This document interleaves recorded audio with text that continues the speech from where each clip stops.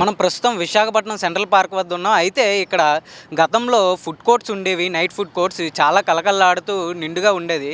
అయితే ప్రస్తుతం అవి జీవీఎంసీ వారు తీసేయడం జరిగింది. అయితే తీసేసి ఇప్పుడు కొత్తగా వారికి కంటైనర్ సైట్ ఏదైతే ఉందో వాళ్ళకి కొన్ని జీవీఎంసీ స్థలాల్ని కేటాయించి వారికి వ్యాపారం చేసుకోవడానికి స్థలాలను ఇస్తున్నారు. అయితే గతంలోని దాదాపు 8 నెలల క్రితం ఇక్కడ ఫుడ్ కోర్ట్స్ ఏవైతే ఉన్నాయో అవన్నీ తీసేయడం జరిగింది. అవి తీసేసి జీవీఎంసీ వారు దీనికి కారణం చెప్పగా ఆపరేషన్ లంగ్స్ అనే ఒక పేరు చెప్పి మొత్తం విశాఖపట్నాన్ని గ్రీన్ విశాఖపట్నం చేయడానికి అనేసి ఇక్కడ నుంచే మొదలెట్టామని చెప్పి ఇక్కడ షాప్స్ అన్ని తీసేయడం జరిగింది ఫుడ్ కోర్ట్స్.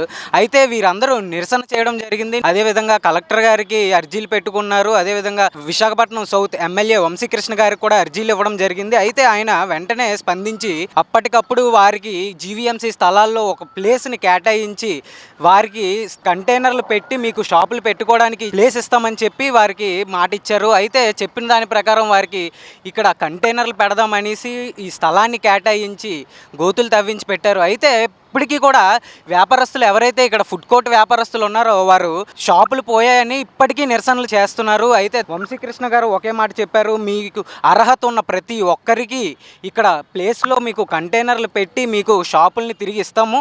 అర్హత ఉండాలి, సరైన పేపర్లు అన్నీ ఉంటే ఉన్న ప్రతి ఒక్కరూ ఎటువంటి అన్యాయం జరగదు, మీకు షాపులు అయితే తిరిగి వస్తాయని ఆయన మాట ఇవ్వడం జరిగింది. అయినప్పటికీ ప్రజలు ఆందోళన పడుతున్నారు. వ్యాపారస్తులు ఎవరైతే ఉన్నారో వారందరూ ఆందోళన చెందుతూ కంగారు పడుతూ ఇలా నిరసనలు చెందిస్తూ ఉన్నారు.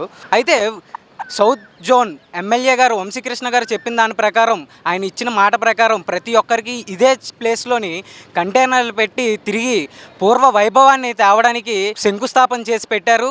కాబట్టి ప్రతి ఒక్క వ్యాపారస్తులు కంగారు పడాల్సిన అవసరం లేదని హామీ ఇచ్చారు. కెమెరామెన్ ప్రేమ్తో Tarun, VBC on TV, Visakhapatnam.